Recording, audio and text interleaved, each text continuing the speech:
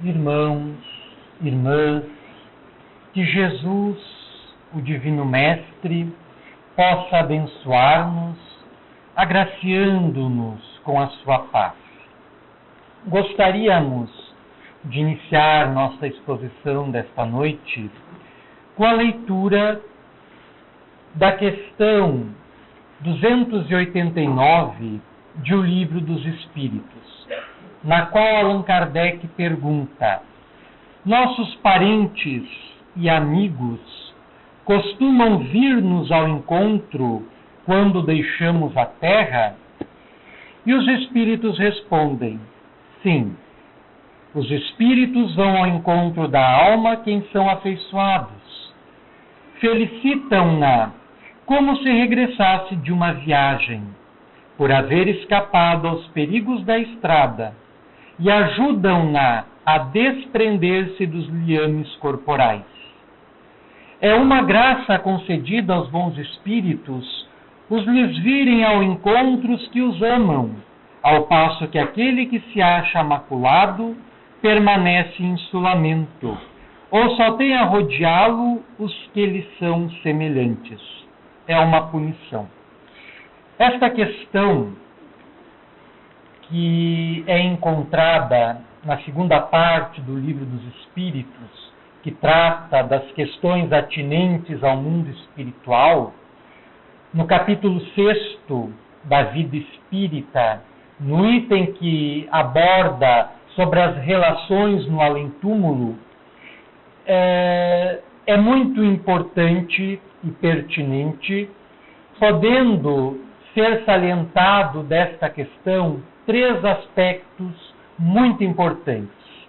O primeiro deles é a visita que recebemos no momento da morte, na crise da morte, dos nossos parentes, dos nossos familiares, dos nossos entes queridos, que nos antecederam, que foram antes de nós, retornaram antes de nós ao mundo espiritual. Esse é um primeiro fator. Né? É quase que uma regra geral. Né? O indivíduo, no momento da morte, é amparado, entre outros indivíduos, pelos seus afetos, pelos seus espíritos afins, pelos espíritos que fazem parte do seu grupo de afinidades espirituais.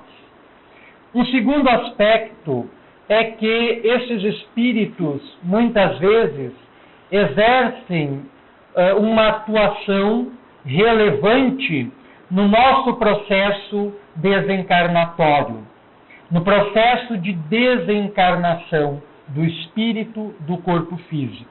A questão é bem explícita. A questão afirma que estes espíritos, muitas vezes, ajudam o ser a desprender-se dos liames corporais.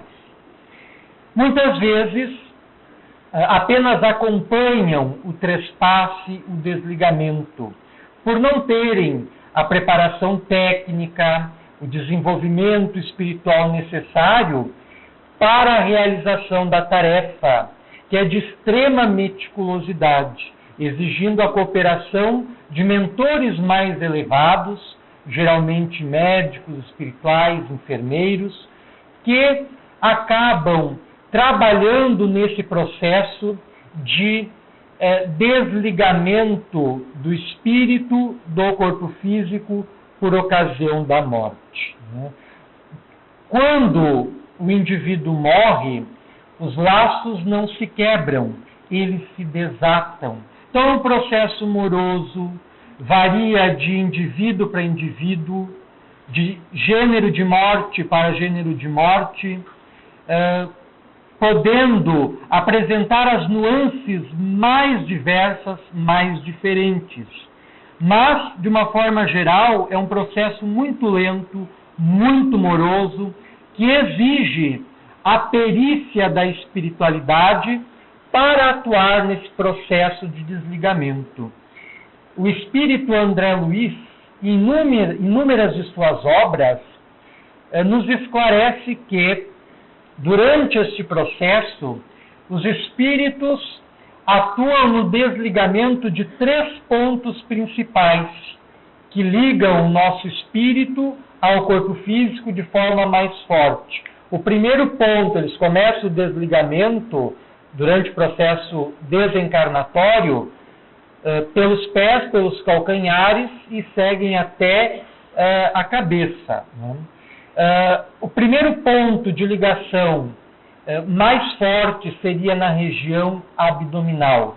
O segundo, na região torácica. E o terceiro, na região cerebral. Esta seria a última parte, os últimos elos da corrente, digamos assim, que seriam rompidos no momento da morte. E é algo que não há como ser definido. Em uma de suas obras, que aborda exclusivamente essa temática, André Luiz carece das expressões, da linguagem adequada para definir o momento final em que o espírito desliga-se por completo do corpo físico. O Espiritismo nos esclarece que o ser, o espírito imortal, tanto no processo encarnatório, quando ele está voltando para a Terra, quanto no processo desencarnatório, passa por um estado de perturbação, que também varia ao infinito, estando subordinado às condições conscienciais do espírito.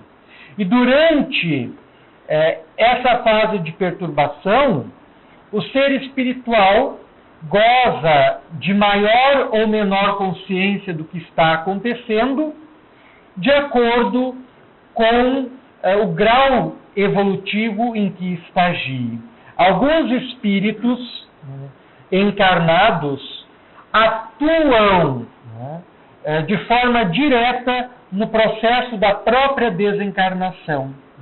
Alguns espíritos, em função de já haverem realizado toda uma caminhada na direção do bem maior, da autoiluminação, da autorrealização, que são capazes de atuar de forma bastante enfática no processo da própria morte.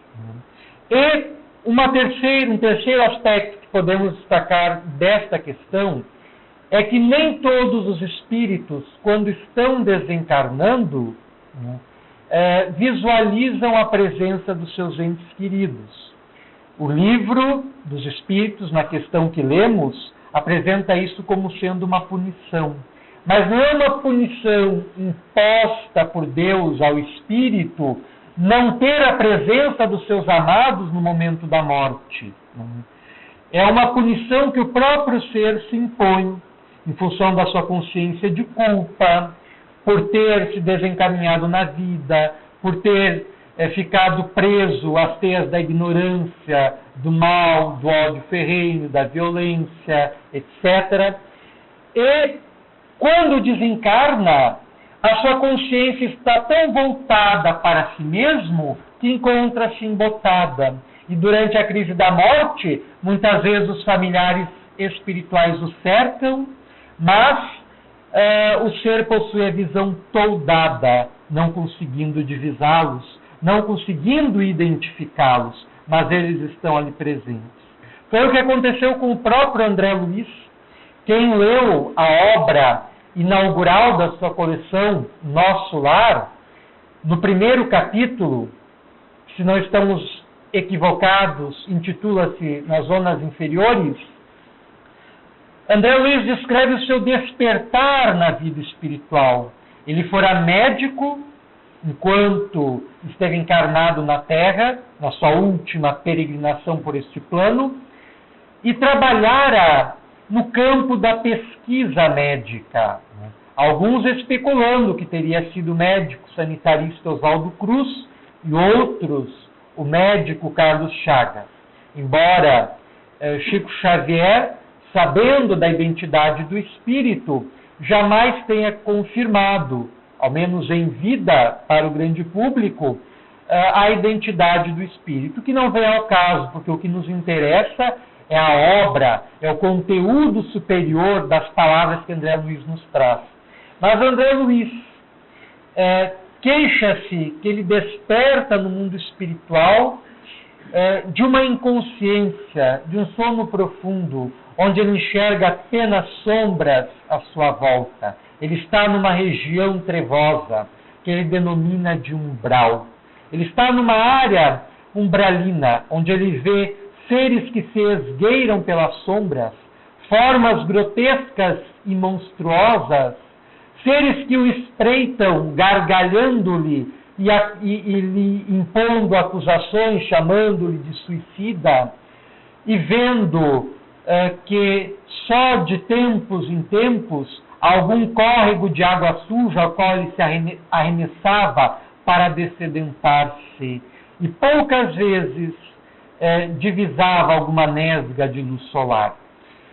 E ele fica nessa condição por cerca de 8 anos, até que ele desmorona interiormente. O edifício do seu orgulho sossobra, a sua empáfia de médico que tudo sabe e que se considerava superior a todos, da mesma forma fragmenta-se. E ele passa a lembrar, embora fosse materialista, não acreditando em Deus e não acreditando nem na continuidade da vida após a morte, ele cai em si, se dá conta do estado em que se encontra e passa a lembrar-se que deveria haver um soberano na vida, um autor de todas as coisas, e se emociona. Começa a chorar e ele lembra da prece que a sua mãe havia lhe ensinado a fazer e começa a orar. E neste momento, quase que por encanto da renovação do seu ser interior, do seu espírito, ele divisa uma luz que se aproxima dele, que se tratava de um mentor espiritual, um dos ministros de uma colônia espiritual situada sob a atmosfera do Rio de Janeiro, que identificava-se com o nome de Clarencio, que vai acolhê-lo por intercessão da sua mãe. André Luiz não guardou consciência nenhuma no processo da sua morte. Lembrava apenas das últimas declarações que os médicos fizeram quando ele estava prestes a desencarnar, mas a perturbação em que ele mergulhou foi tamanha que ele caiu numa inconsciência total, vindo a despertar mais tarde na região umbralina que ele descreve. E é então que ele recebe socorro do mundo espiritual por intercessão da sua mãe. No momento da sua morte, do seu desencarne, a sua mãe sempre esteve presente ao lado dele. Durante os momentos, os 8 anos, cerca de 8 anos que ele esteve nas zonas umbralinas, a sua mãe, que sempre lhe amava com toda a devoção possível, sempre esteve ao seu lado, velando por ele, apelando diariamente, de instante a instante, para a sua renovação interior, para o seu despertar para as verdades sublimes da existência. Até que, após esse lapso de tempo mais ou menos longo, as rogativas da mãe encontram ressonância em seu íntimo e ele acorda. E ele apresenta as condições necessárias para sair das trevas em que voluntariamente mergulhara, para ascender a planos melhores, ao nosso lar, onde ele é levado e passa a narrar todas as suas experiências de vida lá. Quem nunca leu esta obra, que foi psicografada pelo médium Francisco Cândido Xavier, no ano de 1943, nós a sugerimos, pois que é uma obra ilimitável e sem igual no gênero. Embora hajam atualmente uma grande explosão de romances mediúnicos, em nossa opinião ao menos, não há nenhuma que supere esta, tanto que é um best-seller, né? Vem sido publicada anualmente milhares de exemplares e todos têm saída. É uma obra notável e, repetimos, inigualável no gênero. e de leitura obrigatória para todo aquele que se interessa em compreender melhor as realidades que nos cercam, as realidades do mundo espiritual. E esse episódio é muito importante para ilustrar isso. Então, Deus não pune ninguém. A pessoa simplesmente sofre as consequências das suas ações, das suas palavras, dos padrões negativos e enfermiços de pensamentos, de crenças, de emoções que vem sustentando largamente. Nós não temos jamais como fugir de nós mesmos. Nós somos herdeiros das nossas criações. Tudo aquilo que visualizamos, de alguma forma, acaba se materializando em nossas existências. Esta obra, O Segredo, que tem um documentário homônimo, está fazendo tanto sucesso, não diz outra coisa senão isso, que nós atraímos para nós as coisas que se afinam com o estado espiritual em que nos encontramos. Tudo é por nós atraído, as pessoas com as quais vivemos, os filhos que nós vamos ter. Tudo sofre um planejamento espiritual, mas atendendo às necessidades interiores de cada um. O gênero de trabalho, o tipo de provações que temos, as dores que experimentamos, as alegrias, as felicidades, as conquistas do mesmo modo. Essa questão 289, que fala dessa presença dos nossos entes queridos durante a crise da morte, nos remete para um caso que é muito comum.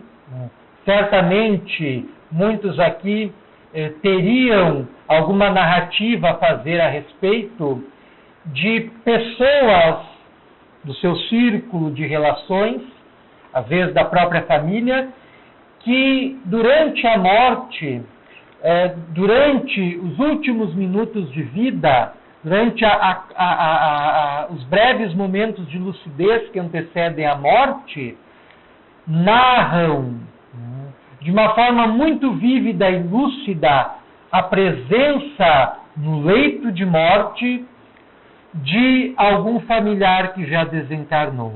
Geralmente é o cônjuge, o esposo, no caso da mulher, ou a esposa, no caso do homem. Às vezes é um filho, que desencarnou antes. Às vezes é uma avó, um avô. Então, esses casos são muito comuns. Um físico de uma universidade em Dublin, na Irlanda, chamado William Fletcher Barrett, que tinha como esposa uma obstetra, ouviu da sua esposa a seguinte narrativa, que ela estava atendendo, isso no início do século XX, ela estava atendendo uma parturiente, um caso muito delicado, ainda mais para a época, em que os recursos eram muito precários, e era visível a possibilidade da morte tanto da criança que estava por vir, quanto da gestante, quanto da mãe. O parto foi feito com sucesso, mas a mãe apresentou uma hemorragia muito grande, e era visível que ela desencarnaria. Então a obstetra entregou o filho que ela concebera nos braços, e a mãe olhou o filho com ternura, mas ao mesmo tempo divisou a presença da sua mãe, que já estava na espiritualidade, e também da sua irmã, que já morrera. Mas aqui há um detalhe muito importante. Esta irmã havia desencarnado 2 meses antes, e ela não havia sido informada, porque o seu caso era muito delicado. Então, os familiares acharam que não deveriam abalar ainda mais o seu estado emotivo, em função de prejudicar tanto a ela própria quanto o feto a caminho do nascimento. E ela visualiza a irmã e se surpreende de encontrar a irmã ali presente. E os familiares todos que estavam ali presentes, o pai da criança, outros membros da família, alguns amigos que estavam ali acompanhando os últimos momentos daquela mulher, visualizam e acompanham todo o diálogo que esta mulher mantém com os seus parentes que vinham acolhê-la, vinham recebê-la no seu apagar das luzes para esta vida, mas acender de luzes para a vida espiritual. E ela confia o filho aos cuidados do marido, dando-lhe as últimas orientações, visualiza novamente a mãe e a irmã, se despede dos familiares, fecha os olhos e morre, desencarna. E a esposa deste físico narra para ele este episódio que instiga a sua curiosidade e ele passa a investigar casos análogos, casos semelhantes. E no ano de 1926, ele escreve um pequeno livro intitulado Death Visions, sem tradução para a língua portuguesa, Visões em Leito de Morte. E é uma obra extraordinária, onde ele compila inúmeros casos semelhantes a este, de pessoas que no momento da morte acabam divisando, porque já entram naquele estado de perturbação, o espírito já encontra-se em processo de desligamento, os laços que prendem o espírito ao corpo já estão mais frouxos, e a visão dos dois mundos como que se funde. A pessoa passa a visualizar tanto o mundo material quanto o mundo espiritual e a estabelecer interessantes diálogos, como que narramos. Um outro pesquisador espírita chamado Ernesto Bosano, italiano, e que é talvez o escritor espírita que mais livros tenha escrito, que mais monografias de caráter científico tenha publicado, e que talvez seja um dos menos lidos dentre os escritores espíritas, o que é uma lástima. Até abrindo um parênteses, é de certa forma muito preocupante que pessoas que são espíritas já de longa data, às vezes há 5, 10, 15, 20 ou mais anos, não tenham lido ainda as obras básicas, não tenham lido ainda as obras clássicas do Espiritismo, as obras de Leon Denis, as obras de Camille Flammarion, as obras de Alexander Aksakov, as obras de Gabriel Delanne, todas introdutórias à temática e que fazem parte já da história do Espiritismo, as obras de Ernesto Bosano, ou até de escritores brasileiros como Carlos Imbassai, Hernani Guimarães de Andrade, José Herculano Pires, Hermínio Correia de Miranda, preferindo leituras mais fáceis, de romances que são interessantes, que são esclarecedores, que nos ajudam a ampliar a visão sobre uma série de coisas, mas que muitas vezes pecam pela pobreza doutrinária. Então é indispensável que nós passemos a mergulhar nas fontes doutrinárias do Espiritismo. Se nós vamos no Rio dos Sinos, aqui em Novo Hamburgo, nós vamos encontrar as águas bastante poluídas. Se vamos avançando em Campo Bom, Sapiranga, Parobé, Araricá, Nova Hartz, Taquara, a água vai se tornando mais limpa. Quando chegamos lá em Cará, na sua fonte, a água é cristalina, é branquinha, porque a sua origem está ali. O seu nascedouro está ali. O Espiritismo, a mesma coisa. Para nós compreendermos melhor o Espiritismo, é indispensável nós mergulharmos nas suas fontes, nos seus nascedouros, a começar pelas obras da codificação compiladas, organizadas, escritas por Allan Kardec, que teve de perto o amparo de espíritos muito superiores, que estavam muito além do processo de desenvolvimento consciencial em que a humanidade se encontra, né, e que trouxeram ao mundo esses códices, né, esses conjuntos de ensinamentos altamente espiritualizantes, convidando a humanidade a iluminar-se, a renovar-se, a crescer, antes da morte, antes de retornarmos à pátria espiritual.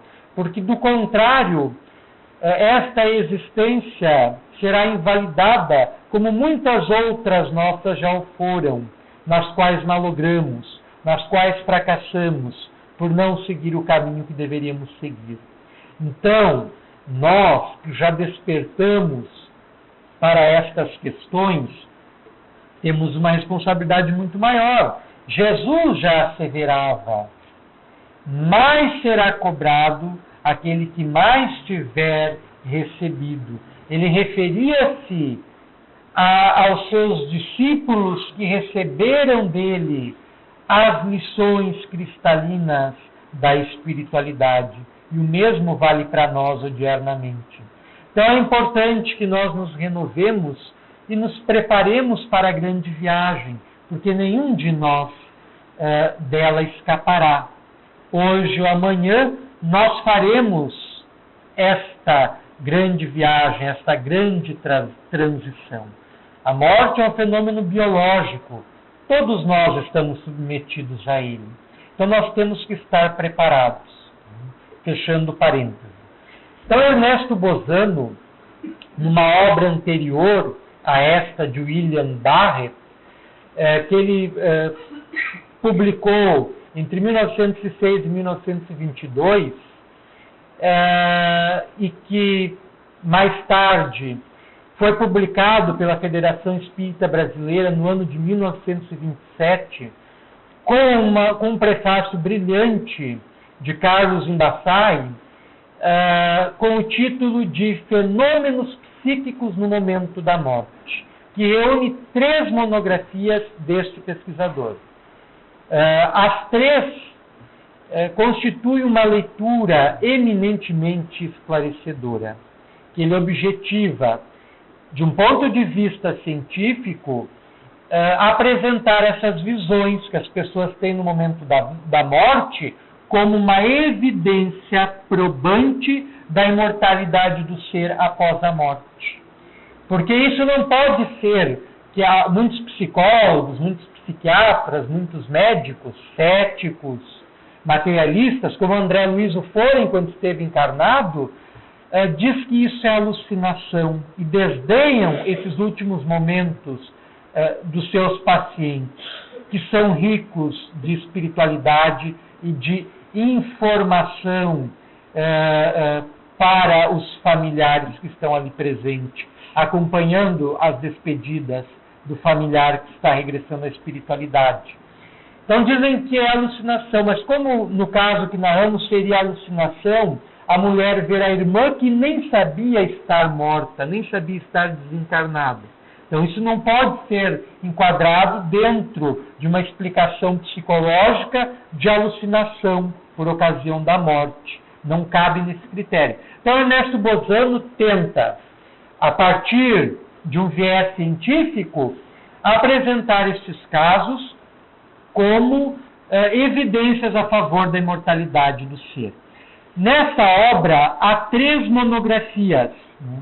Uma delas intitula-se Aparições de Defuntos no Leito de Morte, na qual ele reúne 55 casos que ele coleta de fontes mais diversas e investiga minuciosamente e as agrupa em 6 categorias diferentes, sobre as quais nós vamos rapidamente tratar mais adiante. A segunda monografia é Fenômenos de Telecinésia em relação com acontecimentos de morte, em que ele aborda episódios nos quais a morte de uma determinada pessoa vem acompanhado de fenômenos insólitos, como a queda de um quadro, o movimento de um objeto, o romper de uma cortina, um som, uma batida, um ruído, etc. Isso é telecinésia, né, como os parapsicólogos chamam, a atuação do pensamento sobre a matéria, sem outra causa ostensiva, né? Então ele analisa vários casos nesse sentido. E a última monografia é muito interessante, fala sobre música transcendental, em que muitas pessoas no momento da morte, né, ouvem músicas, são recepcionados com determinado hinos. Né? É muito provável que muitas pessoas que estão aterrolhadas ao seu conjunto de crenças, e que, por exemplo, têm o hábito de cantar músicas de caráter religioso, o que é muito positivo, até porque em todas as obras de André Luiz, nós vemos momentos lá na espiritualidade em que eles se reúnem para presenciar corais, que inauguram suas reuniões com músicas de transcendente e superior beleza. Então, nessa monografia, Ernesto Bozano relata casos de pessoas que ouvem músicas. Como estávamos dizendo, é muito provável que essas pessoas, quando desencarnam, sejam recebidas por pessoas dos seus círculos com o hino que mais gostavam, porque isso também produz emissões positivas que vão favorecer no desenlace, vão favorecer na separação do espírito do corpo físico. Então é uma monografia muito interessante. Mas nós queremos comentar rapidamente essas 6 categorias da primeira monografia de Ernesto Bozano, Aparições de Defuntos no Leito de Morte.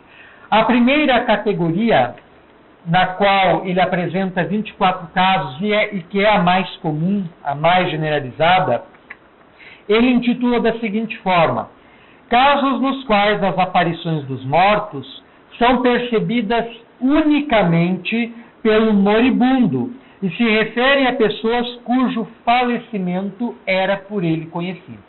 Então ele reúne vários casos, 24 casos nessa categoria.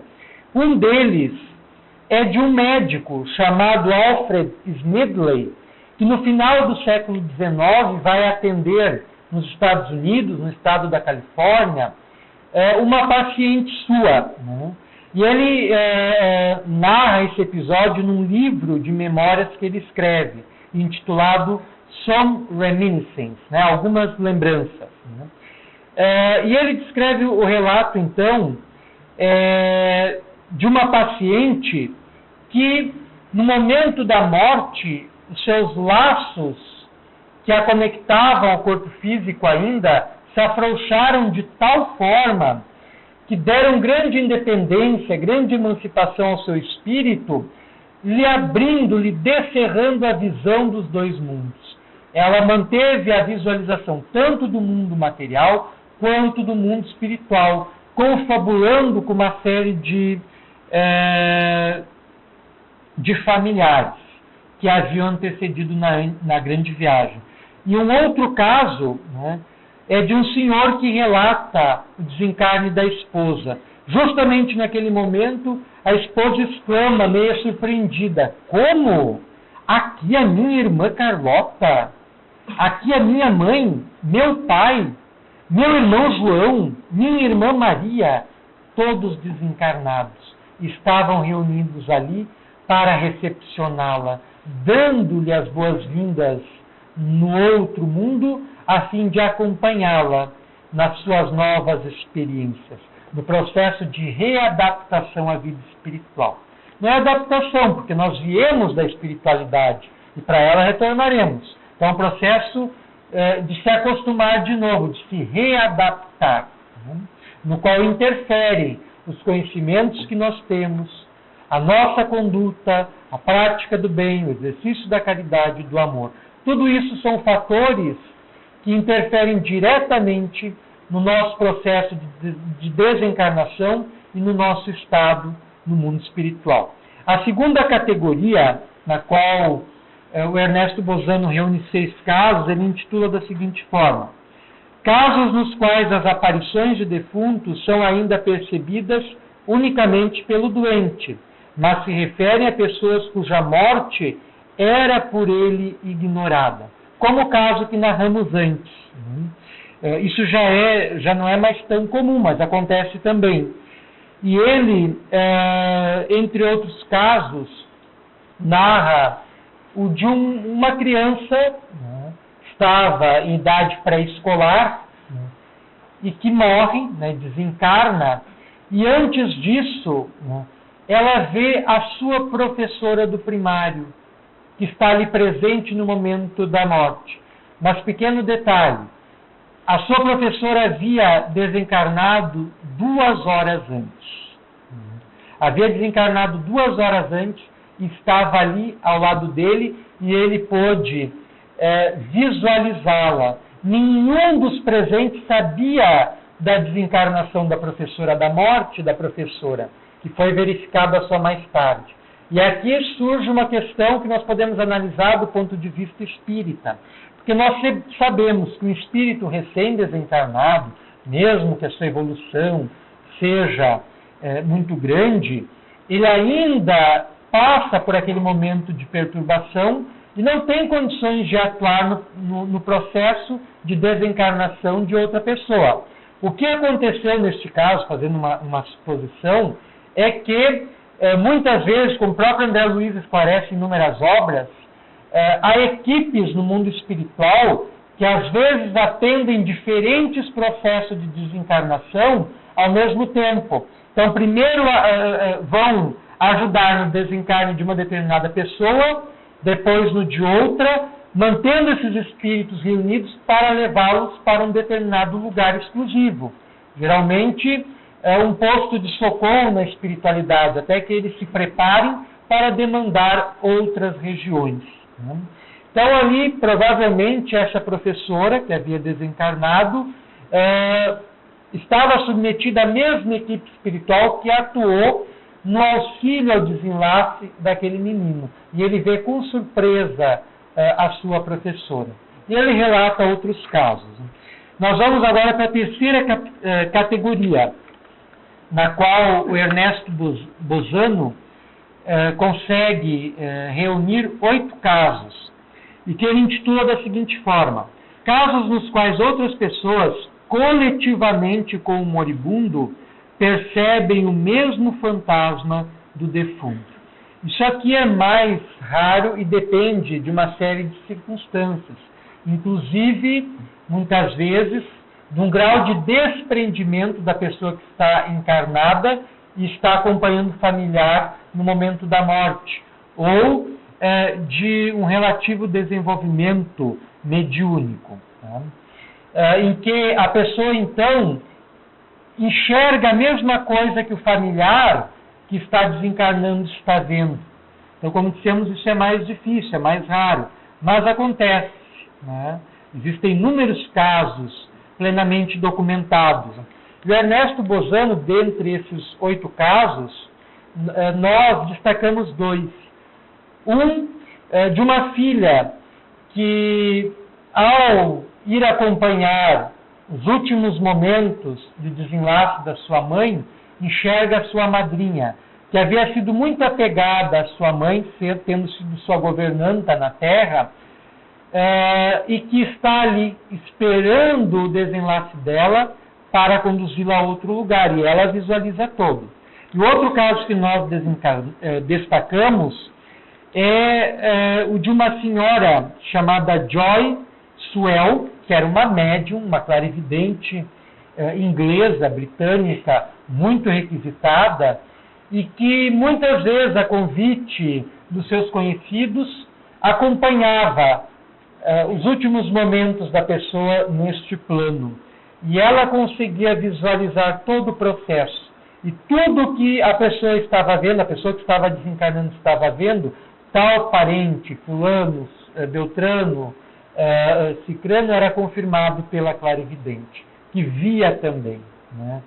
O médium baiano Divaldo Pereira Franco, em várias palestras, narrou o episódio do desenlace da sua mãe. A sua mãe havia pedido-lhe que quando ela fosse morrer, quando ela fosse desencarnar, que os mentores espirituais do Divaldo a avisassem. Ela gostaria de saber, de modo a preparar-se melhor. Divaldo transmitiu o apelo da sua genitora para os seus mentores e o mesmo foi atendido. Né? Chegou um momento que os espíritos lhe advertiram que era chegado a hora e o médium, né, postou-se junto à sua mãe, teve uma longa e demorada conversa com ela, preparando-a para o grande momento, e ela compreendeu com serenidade, com naturalidade que era chegada a sua hora, e o médium visualizou todo o processo do desencarne. Acompanhou, passo por passo, os espíritos técnicos na área, fazendo o desligamento da sua genitora na Terra do corpo físico. Né? Então, existem muitos casos análogos, semelhantes. Uma quarta categoria, na qual Ernesto Bozano agrupa 6 casos, ele intitula assim: casos de aparições no leito de morte, coincidindo com prenúncios ou confirmações análogas obtidas mediunicamente. Né?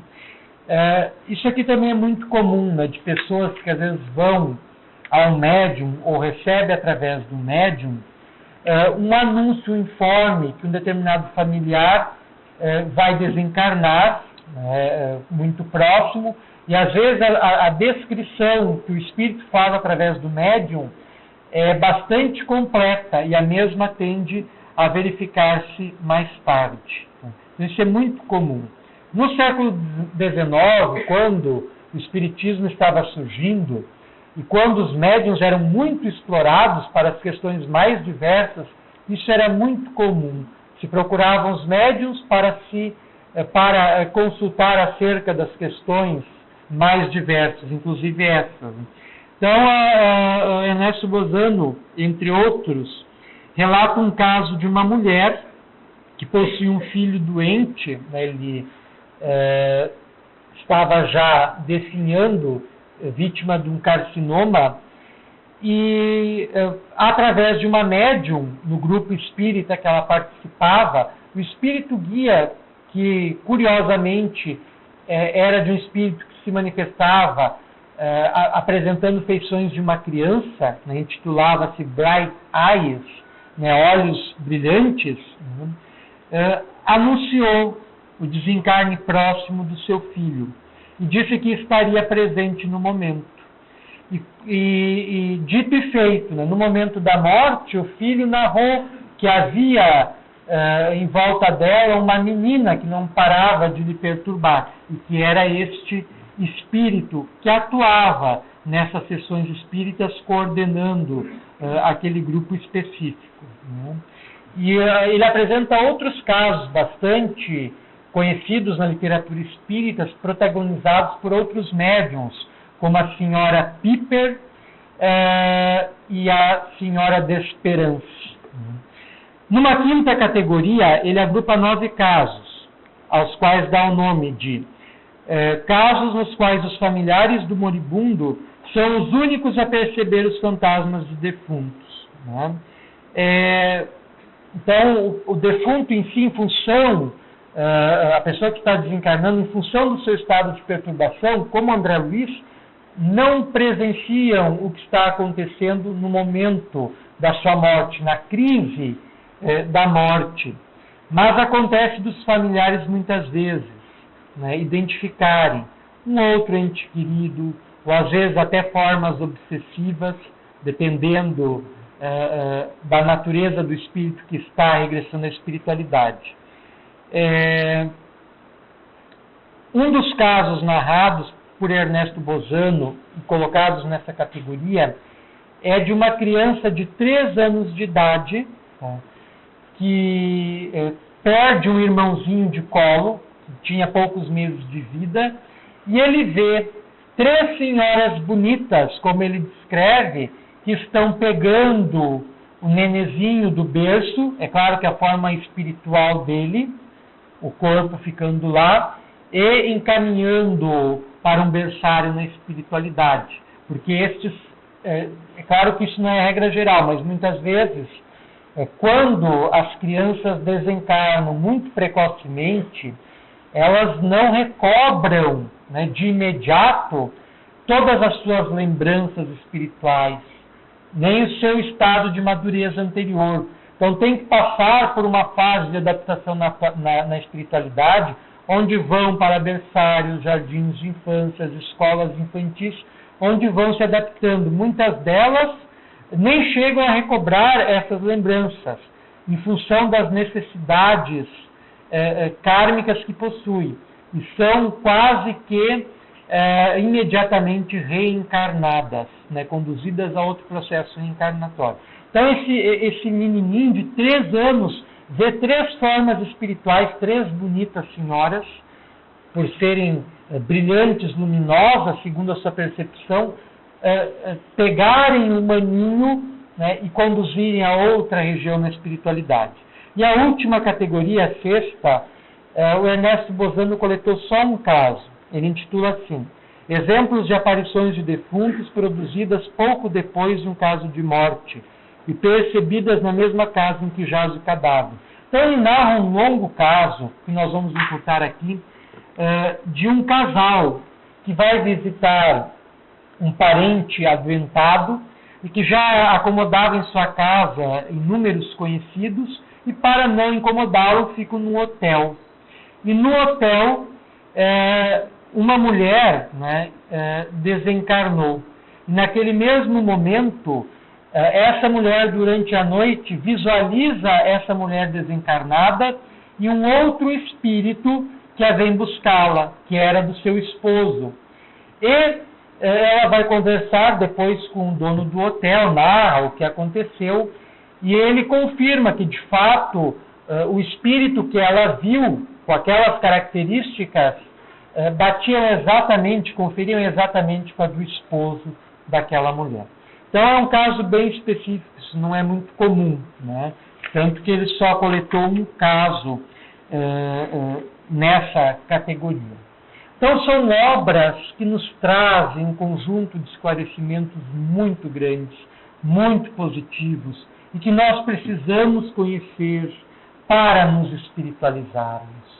Todos nós sabemos que um dia vamos morrer, que um dia vamos nos desencarnar, mas nos comportamos como se fôssemos viver no corpo físico para sempre. A morte no Ocidente é para nós um tabu. Nós tememos a morte. Nós não gostamos de velórios. Nós não conseguimos muitas vezes nem nos comportarmos adequadamente num velório e num enterro. Nós não estamos preparados para morrer. Em todas as obras da coleção André Luiz, os mentores espirituais batem na mesma tecla. Existe a ausência de preparação religiosa, de preparação espiritual das pessoas que estão no mundo, frente às realidades do plano espiritual. Mesmo nós, espíritas, nos encontramos muitas vezes despreparados para lidar com a morte. Isso porque as nossas consciências ainda jazem em estágios primários de desenvolvimento e que nós não conseguimos compreender perfeitamente, com visões largas, o que se dá ali naquele momento. Que é apenas um fenômeno natural, na qual unicamente o corpo morre, o espírito seguindo além. E nós precisamos atentar para isso, nos convencermos disso e passarmos a viver de acordo com isso. Porque nós sabemos que somos imortais, mas vivemos como se fôssemos ser imortais no corpo físico, o que é mais uma ilusão a qual ficamos presos, a qual ficamos conectados. O apóstolo Paulo recomendava às igrejas às quais ele dirigia suas epístolas: se vivemos em espírito, andemos também em espírito. Se nós somos espíritos e sabemos disso, devemos nos comportar como tais, pautando a nossa existência de acordo com esses esclarecimentos e com essas lições. e não fazendo de conta que a morte nunca vai chegar. Ela chega e muitas vezes nos pega de surpresa. Daí despertamos do lado de lá amargurados, porque não abrimos o nosso coração para quem queríamos, não demos aquele abraço de amor, de carinho, de fraternidade em nosso cônjuge, em nossos filhos, em nossos familiares. Não dissemos aquelas coisas que queríamos dizer, não resolvemos o que queríamos e deveríamos solucionar.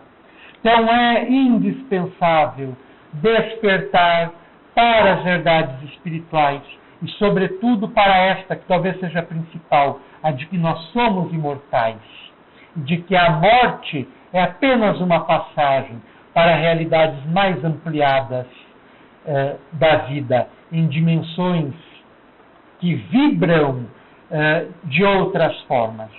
Nós agradecemos a atenção generosa de todos e rogamos a Jesus, o nosso Mestre, que esteja sempre ao nosso lado, nos auxiliando a educarmos as nossas almas e a prepará-las para a grande viagem que, em um momento ou outro, nos surpreenderá.